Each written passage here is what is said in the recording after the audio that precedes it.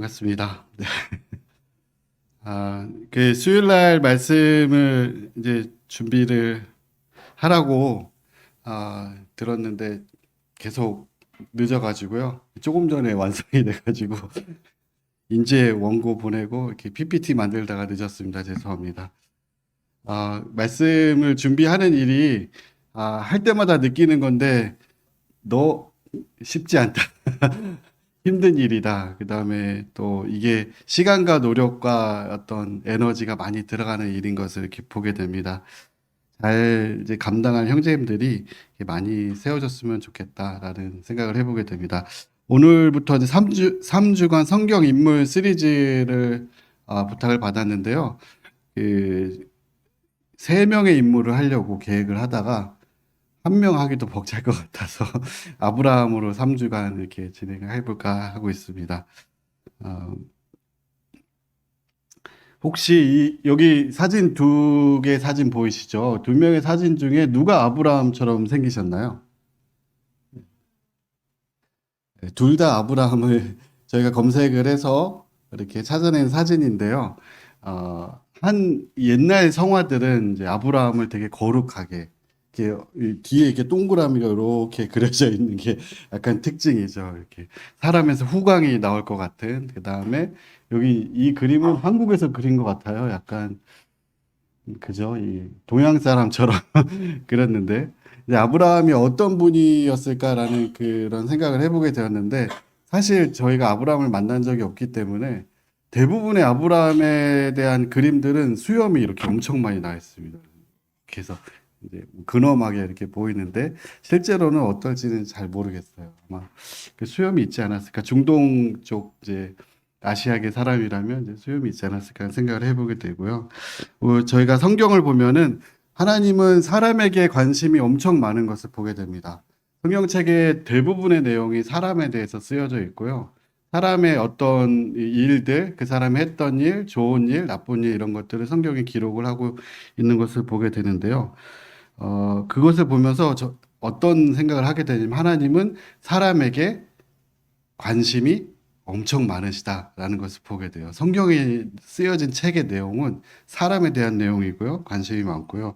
성경을 자세히 읽다 보면은 하나님이 사람을 어떤 관점으로 바라보고 계시는가도 이렇게 조금씩 성경의 관점을 통해서 보게 에, 됩니다.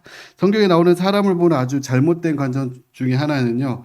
이 성경에 나오는 사람을 모두 사람 앞에 거룩할 이 성자를 붙여서 읽기 시작을 하잖아요. 잘 안 보여요. 저렇게 보입니다. 혹시 성경에 기록되고 싶으신 분 계세요? 저는 감당 못 하겠더라고요.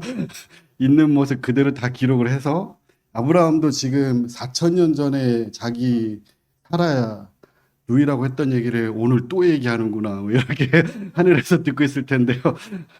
예, 성경에 기록되고 싶은 분도 없으실 것 같아요. 성경이 어떤 식으로 사람을 기록하고 있는가를 저희가 볼 수가 있고요. 이제 성경책을 자세히 보시면 다행히 사람의 모습에 대해서 쉽고 자세하게 기록을 해 두었습니다. 그래서 저도 인터넷에 막 찾아보다가 아브라함에 대해서 공부하려고 찾아보다가 더 어렵더라고요. 근데 성경을 보니까 훨씬 쉬워요. 이렇게 심플하게 정확히 잘 기록이 되어 있는 것을 보게 됩니다. 사람들은요, 불완전하고 악하고 죄를 짓고 살아갑니다. 우리들이 이제 어떤 사람에 대해서 글을 쓰게 된다면 되게 완벽하게 쓰기를 좋아해요. 그래서 사람이 이제 쓴 글들을 대부분 위인전기들을 보면은 이순신이 뭐 거의 신이 돼 있죠. 아니면 이렇게 좋은 면을 엄청나게 부각을 시키거나 그런데 하나님은 사람의 그 완벽하지 않은 모습을 그대로 기록하셨고요. 그런 모습을 계속해서 인내심을 가지고 보시고 이 사람들이 변화돼 가는 그 과정들을 자세하게 기록한 것을 보게 됩니다.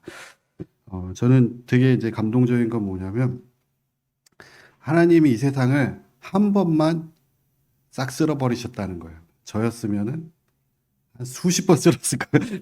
지우고 다시 지우고 다시 그랬을 텐데 노아 때 딱 한 번 이제 쓸어버리신 이후에는 그 이후에는 나머지는 거의 지금까지 참고 그 사람들이 변화되기를. 아브라함의 삶도 이렇게 자세히 보면은 한 번의 믿음의 조상이 된 게 아니라 이렇게 차근차근 이렇게 지나오는 것을 이렇게 보게 됩니다. 그래서 이제 3주간 아브라함에 대해서 한번 보실 텐데요. 같이 보도록 해보겠습니다. 본문은 창세기 이제 11장, 12장 말씀이고요. 제가 11장 26절에서 32절까지 읽어드리도록 하겠습니다. 데라는 70세 아브람과 나홀과 하란을 낳았더라. 데라의 족보는 이러하니라. 데라는 아브람과 나홀과 하란을 낳고 하란은 롯을 낳았으며 하란은 그 아비 데라보다 먼저 고향 갈대아인의 우르에서 죽었더라. 아브람과 나홀이 장가들었으니 아브람의 아내 이름은 사라이며 나홀의 아내 이름은 밀간이 하란의 딸이요 하란은 밀가의 아버지이며 또 이스가의 아버지더라. 사례는 임신하지 못함으로 자식이 없었더라. 네, 짧게 기록이 되었지만 여기 중요한 정보는 다 들어가 있습니다. 그래서요, 이 아브라함 시대를 조금 이해를 해야 되는데요. 아브라함 시대가 어떤 시대였냐면요, 노아의 홍수 이후로 약 한 400년 정도 이후에 아브라함이 태어납니다. 그 성경에는 족보가 되게 많이 나와요. 몇 살에 누가 누굴 낳고 몇 년간 살다가 죽었더라. 이게 중간중간에 꽤 자주 나옵니다. 그래서 이제 성경책을 연구할 때 그 자료가 엄청나게 중요한 자료가 돼요. 저희가 읽을 때는 제일 재미없는 자료긴 한데요. 성경을 연구할 때는 연도를 파악하고 언제쯤 누가 낳았고 이것을 파악하기 위해서 구약 시대부터 신약 시대까지 자꾸만 족보가 나와요. 그러니까 책으로 말하자면 목차가 자 이렇게 중간중간에 계속 나오는 겁니다. 그래서 저 정확한 이제 시대를 파악할 수가 있는데요. 아담 때부터 한 2000년이 지난 이후에 아브람이라는 사람이 태어납니다. 아브람에 대해서 기록은 창세기 11장 아까 본 말씀에 처음 기록이 되었고요. 이 아브람이 이 당시에 어, 이게 이제 아브람의 가계도인데요. 글씨가 좀 작아서 잘 안 보이실 수도 있는데 아브라함과 사라는 부부입니다. 그러니까 부부는 점점점 표시를 했고요. 실선은 이제 직계 가족입니다. 그러니까 아브라함과 하라도 첩이긴 하지만 네, 부부죠. 첩으로 이렇게 됐었고요. 아브라함의 아버지는 누군가요? 데라. 데라이고 데라는 요 아까 11장에 봤더니 아브라함과 하갈과 아니 죄송합니다. 아브라함과 나홀과 하란을 낳았더라 이렇게 기록이 되어 있습니다. 그래서 세 아들이 기록이 되어 있는데 아브라함, 나홀, 하란이 이렇게 기록이 되어 있고 아브라함 옆에 사라가 있어요. 네. 네. 요거 조금 네. 요새는 허락이 안 되죠. 네. 이 당시에는 근친을 결혼하는 경우가 많았습니다. 이걸 보시면 좀 이해가 될 거예요. 몇 년 안 됐어요. 한 400년 정도? 노아 시대 이후로 사람들이 이 세상에 이렇게 나오기 시작한 지가 한 400년 정도 됐기 때문에 근친이 아니고서 결혼하기 쉽지 않았을 것입니다. 그래서 어쨌든 실제 아브람과 사라는 남매지간이었고요. 그다음에 여기 보시면 하란의 아들이 롯이 있었고 그다음에 나홀과 밀가가 결혼을 합니다. 그쵸? 그래서 이제 조카랑 결혼하고요. 나중에 이삭과 리브가가 결혼하는데 리브가는 친척이에요. 나홀의 부두엘의 딸입니다. 그죠? 이렇게 친척이 결혼하게 되고 또 라반의 딸들 레아와 라헬도 부두엘의 딸 아들이죠. 네, 이렇게 해서 거의 이제 근친들이 이제 결혼을 했었다라는 것을 이 가계도를 이렇게 보니까 이해가 되시죠? 아까 11장 그 말씀에 나온 정보가 딱 이 정보입니다. 그다음에 아브라함의 이동 경로를 보시면 여기가 우르라는 지역이고요. 아브라함은 원래 우르에서 태어났고요. 고향은 우르고 위쪽으로 이 강을 따라서 쭉 이렇게 올라가는 이동 경로가 있습니다. 그래서 11장까지는 지금 하란에 있을 때 이야기입니다. 이미 이제 데라가 우르에서 떠나서 아들들을 데리고 하란으로 이렇게 올라갔었습니다. 지금 연도가 BC 한 2000년 정도 되거든요. 이 당시에 전 세계에 문명이 나타난 데가 여기 메소포타미아 지역이 유일해요. 가장 오래된 문명이었고요. 여기에 나타난 수메르 왕조, 그 다음에 제가 외우지 못하겠습니다. 죄송합니다. 아카드 문명, 그 다음에 우루 사망조. 이런 이제 유적들이 나타나기 시작되고 아브라함 시대 때 나타났던 왕조들인데요. 아브라함이 딱 태어났을 때 아카드 왕조가 바벨론 지역에 이렇게 있었는데 이 아카드 왕조는 한 200년 정도 아카드 왕조 시기가 있었는데 그 시기가 되게 중요한 게 뭐냐면 아카드 그 말을 1000년 동안 그 지역에서 씁니다. 그러니까 문명이 되게 발달한 왕조였고 그 다음 신흥 왕조가 우르 삼왕조. 그래서 아브라함이 태어났을 때 저기가 전 세계 수도였습니다. 가장 잘 사는 지역이었고요. 근데 거기서 이제 출발을 해서 위로 쭉 올라가죠.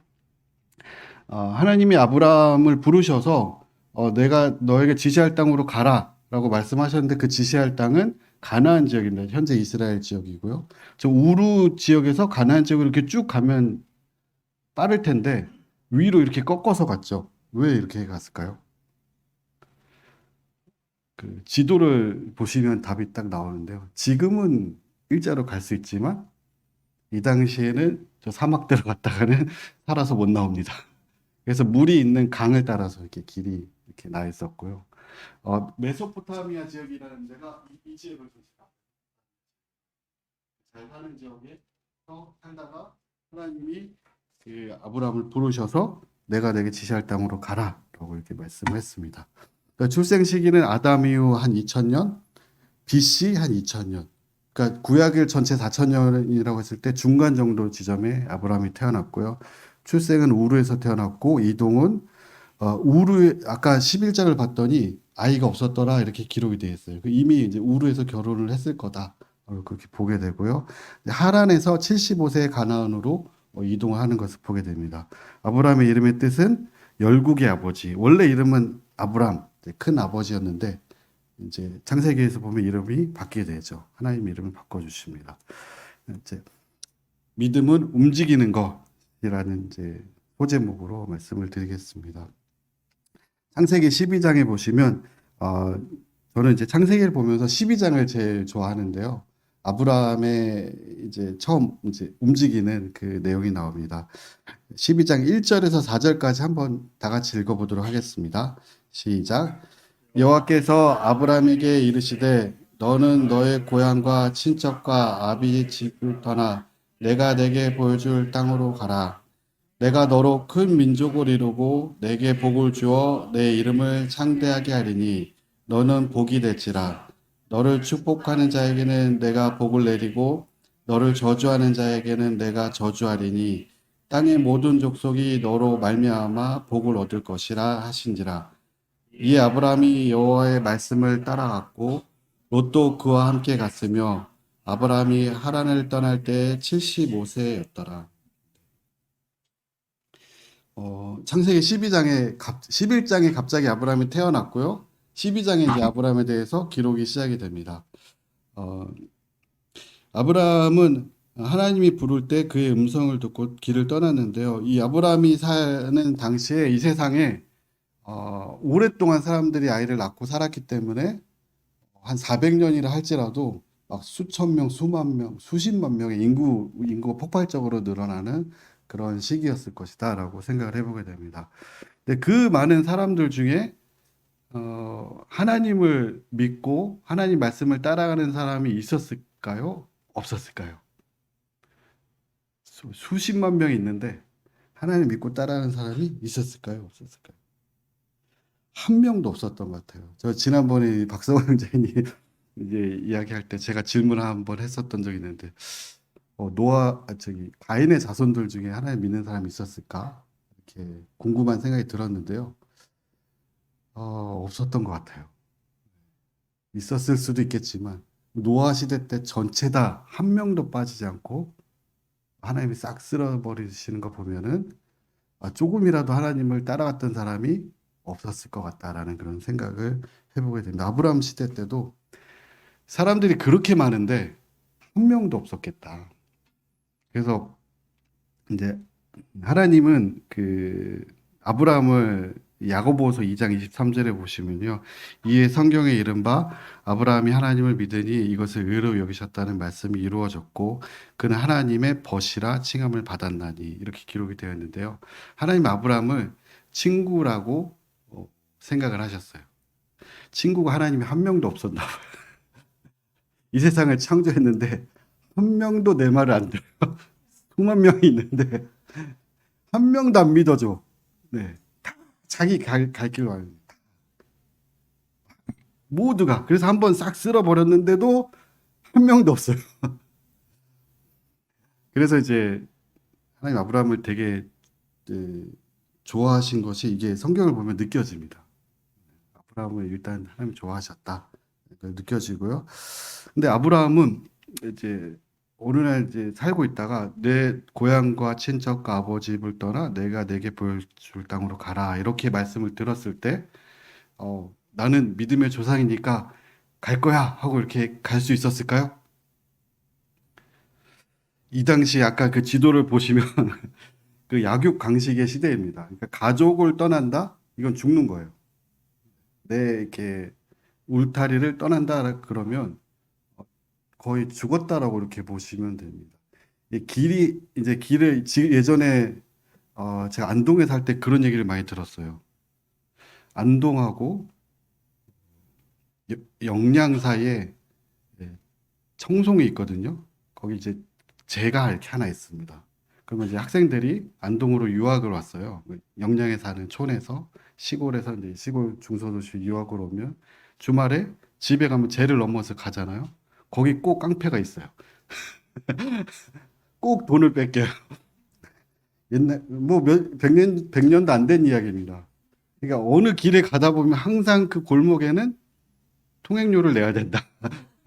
라는 게 이게 철칙인데 이 당시에는요 통행료만 냈겠습니까? 거의 죽었다 보시면 이렇게 길을 떠난다라고 하는 게 되게 위험한 겁니다. 특히 고향과 친척과 아버지 집을 떠나라라고 했을 때 아브라함이 떠나기가 쉽지 않았을 것입니다. 근데 아브라함은 하나님을 따라갔고요. 심지어 어디로 가는지도 모르고 갔습니다.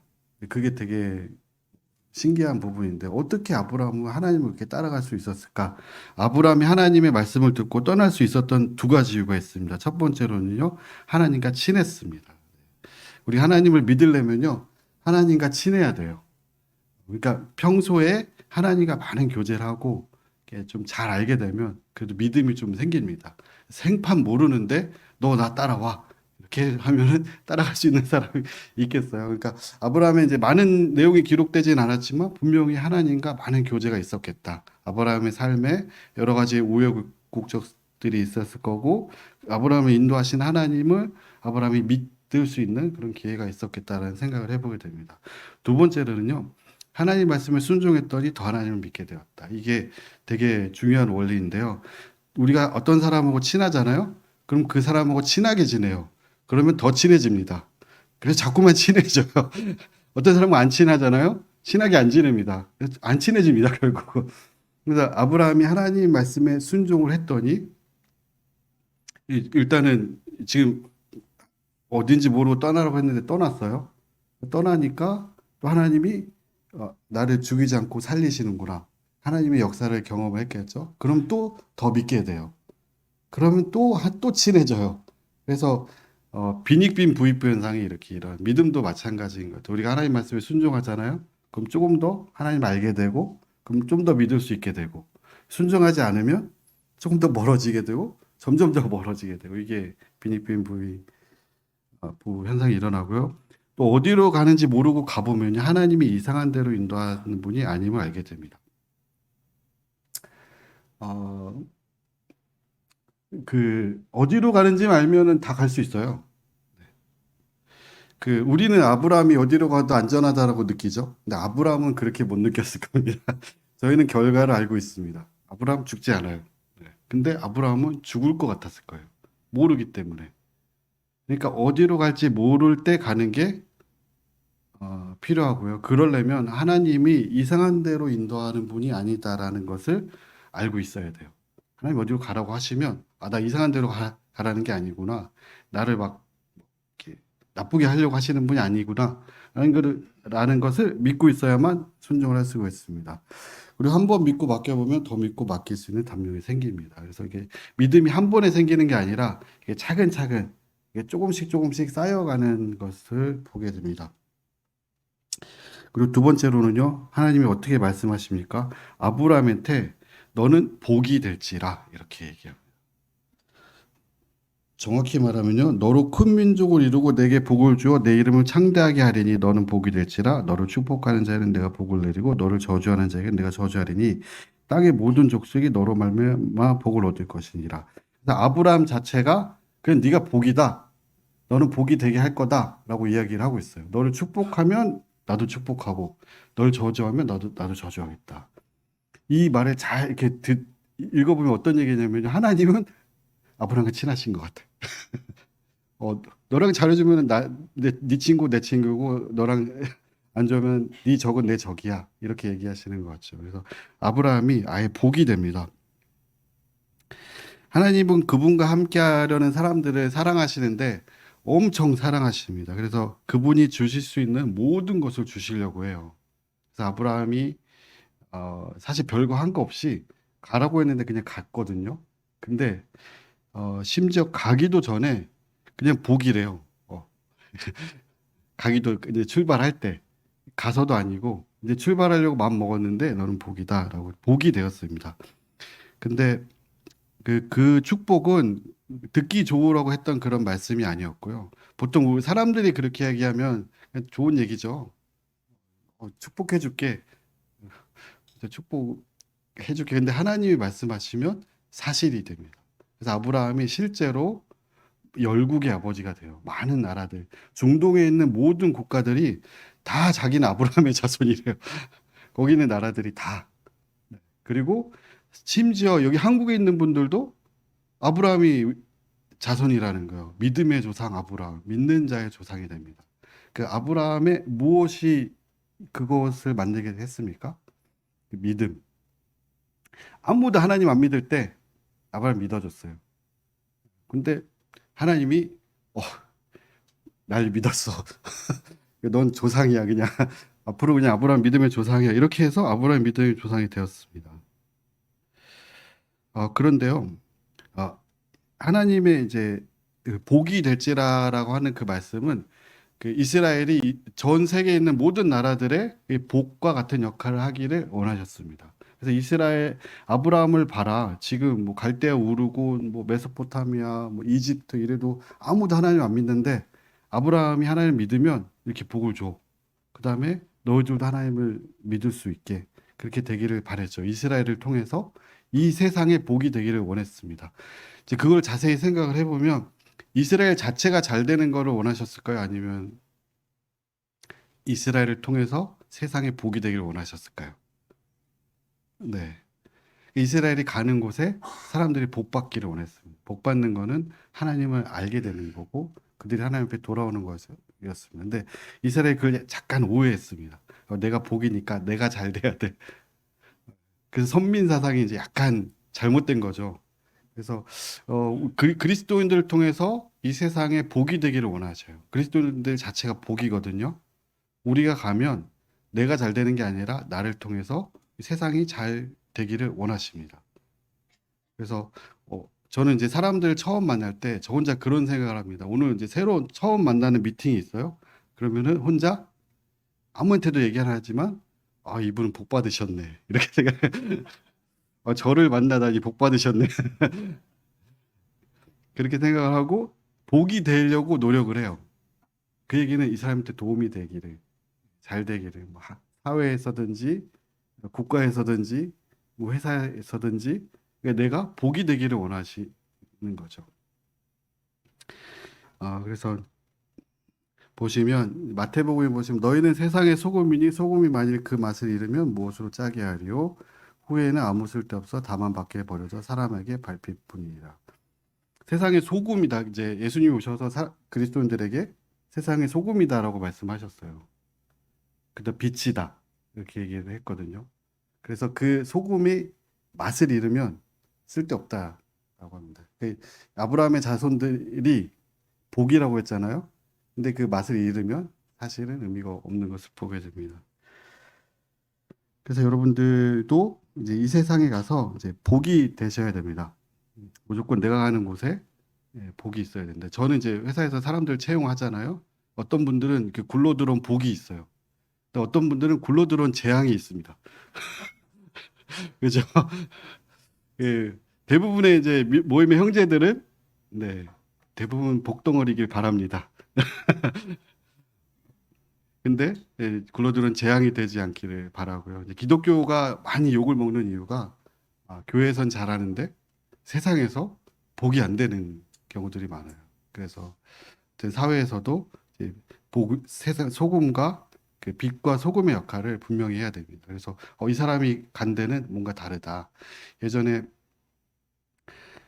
저에게 처음에 하나 빼먹었는데 시간이 없네요. 그 아브라함 시대에 하나님 믿는 사람이 아브라함밖에 없었다고 했잖아요. 그런데 지금은 많을까요? 현대 사회. 저는 이제 40년 동안 살아오면서 수많은 그리스도인이 있을 텐데요. 혹시 전도를 당해보신 분 계신가요? 없죠. 전 딱 한 번 당했습니다. 네. 그냥 이제 이단 말고요. 그 하나님 믿는 사람이 저한테 전도하려고 접근해서 전도하는 걸 한 번 겪었어요. 44년 동안. 물론 학생 때 이제 모임 형제님들을 만나기만 하면 구원받는 이유가 하시긴 했는데 그냥 사회에서요. 어느 날 어떤 회사를 갔는데 어떤 분이 저한테 커피를 사주는 거예요.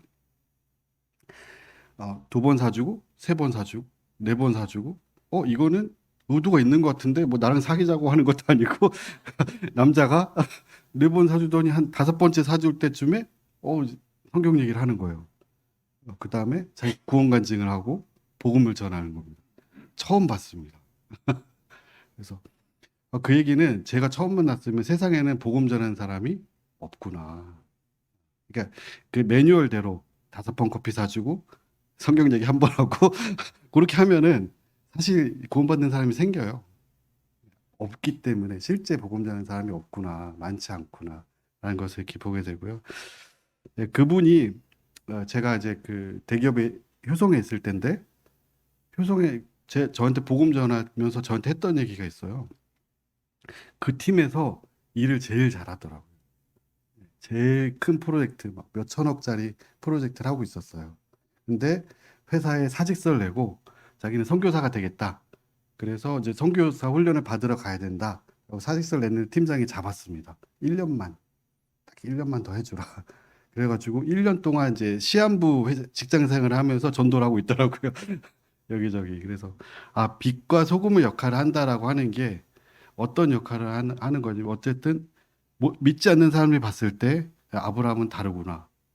아브라함이 믿는 하나님이 어떤 분이실까라는 것을 이렇게 보여주는 것임을 보게 됩니다. 어, 아브라함은요, 이렇게 말씀해 보시면, 맨 아래쪽에 보시면 베델이요, 동쪽은 아이라. 그가 그곳에서 여호와께 제단을 쌓고 여호와의 이름을 부르더니. 아브라함에 대해서 이제 3주간 계속 할 텐데, 아브라함의 삶을 보시면, 그분은 엄청나게 부자였던 것을 보게 됩니다. 얼마나 부자였으면 아브라함하고 롯하고 한 지역에 살 수가 없었어요. 이게 겹쳐가지고. 그러니까 이제 너도 부자고 나도 부자니까 갈라서자라고 했었고 롯이 잡혀갔을 때 아브라함 집에서 성인 남자만 300명이 넘었습니다. 일하는 사람이. 그러면은 엄청난 거부였겠죠. 근데 아브라함의 직업이 뭔지 성경은 기록하지 않고 있어요. 어떻게 경제 생활을 했고 이 부분에 대해서는 별로 관심 없습니다. 아브라함이 어떤 사람이냐면 제단을 쌓는 사람이었습니다. 아브라함 하나님께 예배드리고 성경에는 사람의 모든 걸 다 기록하진 않았습니다. 하고 싶은 얘기만 기록을 하셨어요. 하나님이 하고 싶은 얘기는 아브라함이 제단에 쌓았다라는 거예요. 어떤 직업을 갖고 어떤 일을 하더라도 우리의 삶이 제단에 쌓는 일에 이렇게 하나님을 예배하고 하나님 섬기는 일에 이렇게 치중되어 있어야 함을 보게 됩니다. 히브리서 이제 11장에 보시면 아브라함에 대해서 기록을 하고 있어요. 그래서 아브라함이 어떤 사람이었고 구약 성경에서는 아브라함이 그냥 이렇게 살았다라고만 기록을 하고 있는데 그거에 대한 평가는 신약 성경에 되어 있습니다. 근데 아브라함은 본토 친척 아비집을 떠나서 가나안 땅에 도착을 했는데 가나안에 사람들이 살고 있었습니다. 가나안 사람들이 살고 있었고 어, 그럼 어떨까요? 하나님이 가라는 땅에 갔는데 이미 있어요. 뭐 그래서 또 기근이 드니까 막 이집트로 내려갔다가 다시 올라왔다가 계속 돌아다니는 나그네의 삶을 살았습니다. 그래서 히브리서 11장에 보시면 이 사람들은 다 믿음을 따라 죽었으며 약속을 받지 못하였을 때 그것들을 멀리서 보고 환영하여 또 땅에서는 외국인과 나그네임을 증언하였으니 그들이 이같이 말하는 것은 자기들이 본향 찾는 자임을 나타냄이라. 그들이 나온 바 본향을 생각하였더라면 돌아갈 기회가 있었으려니와 그들이 이제는 더 나은 본향을 사모하니 곧 하늘에 있는 것이라. 그러므로 하나님이 그들의 하나님이라 일컬음을 받으심을 부끄러워하지 아니하시고 그들을 위해 한 성을 예비하셨느니라. 네. 아브라함이 하나님을 따라 나왔는데 가서 보니까 있을 곳이 없었어요. 그래도 고향으로 돌아가지 않았습니다. 그래서 나그네처럼 그냥 살았죠. 근데 하나님은요, 나중에 하나님의 이름을 아브라함의 하나님 이렇게 부르게 하십니다. 그 돌아갈 기회도 분명히 있었고, 뭐 자기 고향이 있었죠. 뭐 우르도 있고 다 그 당시에 잘 사는 지역이었는데 하나님이 부르심을 따라서 왔었고, 어, 그 아브라함이 살았을 당시에는 아이도 한 명밖에 못 낳았어요. 열국의 아버지다 이랬는데 뭐 이삭밖에 못 낳아 별 소득이 없는 것처럼 보였습니다. 근데 그들이 하나님을 믿는 그 믿음이 있었고 그 열매가 나중에 이렇게 일어나는 것을 보게 됩니다. 오늘 말씀의 이제 결론을 말씀드리자면요. 하나님 아브라함을 엄청 좋아하셨고요. 그 좋아하셨다라는 게 성경에 느껴지게 됩니다. 그래서 하나님의 아브라함의 하나님이라 이렇게 불리게 되었습니다. 여기 계신 성도님들도 다 그 아브라함과 같은 결정을 하신 분이에요. 저도 고등학교 2학년 때 저는 하나님 믿겠습니다.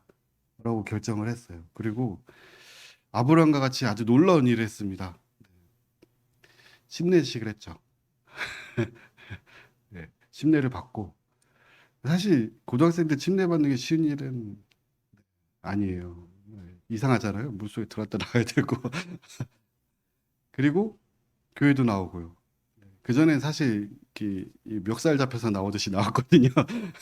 나와서 막 이러고 있었는데 이제 저녁 집회도 가고 그렇게 했는데 여기 수요일 날 나오신 분들도 사실 이상한 분들이에요. 왜 여기 나와 계시는 거예요? 여기 그러니까 그 결정해서 움직였다라고 하는 거를 하나님이 되게 귀하게 보시는 것입니다. 여기 나왔다라고 하는 것을요. 아브라함이 특별히 한 거 없거든요. 그냥 갈에서 간 거, 가나안 갔더니 자고 일어나 봤더니 믿음의 조상이 돼 있더라. 믿음의 조상은 하나님이 만드신 거고 아브라함은 그냥 갔다는 것을 이렇게 보게 됩니다. 저는 이제 예전에 이제 군폭교회 고등학교 때 와서 느낀 게 있는데요. 저희 아버지가 전심사역을 시작하신 게 저보다 나이가 어렸을 때입니다. 지금 현재 나이보다 어렸을 때 시작하고 그때 김건수 선생님도 한 30대였던 것 같아요. 30대나 뭐 40대 초반이나 이렇게 뭐 전심 거기서 이제 되게 허름한 상가 건물에 뭐 가구가 제 기억으로는 가구가 되게 마음에 안 들었습니다. 뭔가 이상한 이단 같은 가구를 쓰고 계시고 막 애들 이렇게 애들 어리고 막 가난하게 막 젊은 사람이 고생을 하고 계시더라고요. 그래서 제가 이제 구원받기 전에는 왜 저러실까? 사실 엄마 아빠한테도 불만이 많았거든요. 여기 또 있네. 막 이런 네, 그런 생각했는데 이렇게 연합을 하고 나서 이렇게 봤더니 형제님이 그때 이상한 짓을 시작 안 했더라면 여기 지옥 가실 분들이 많았겠구나 그런 생각을 해보게 됩니다. 그래서 어디로 갈지 모르고 가는 그 길이 이제 믿음인 것 같고요. 그 길이 좀 어렵긴 한데 그 길을 부르신 분이 하나님이시라고 한다면 분명히 선한 길로 인도하실 것이다 라는 것을 이렇게 믿게 됩니다. 말씀을 마치도록 하겠습니다. 그룹도의 질문은요. 아브라함이 가나안에 도착했을 때 어떤 생각이 들었을까요? 네, 지금 나에게 하나님의 믿음을 요구하시는 일이 있나요? 두 가지 질문이고요. 네, 그룹별로 나눠서 진행하겠습니다.